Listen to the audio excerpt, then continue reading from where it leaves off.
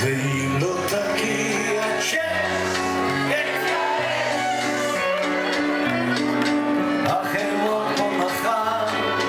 אותם ראשים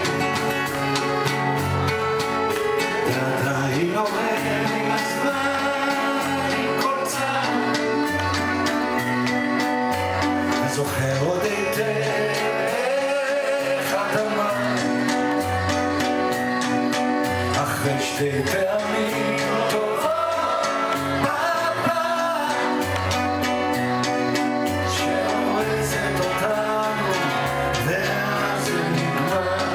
נוסע עדיין באותה מכונית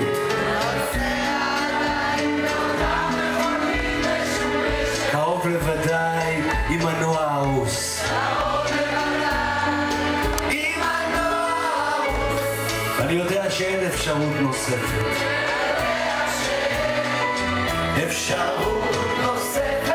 מלבד להתחיל איתך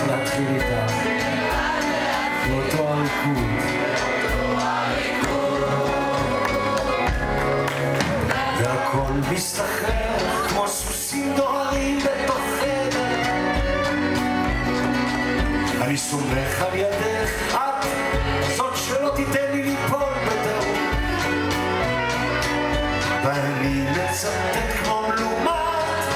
מתוך ספר סינדרלה שלי לרקוד ולמות נוסע אני נוסע עדיין המכונית משומשת קרוב לוודאי עם הנוער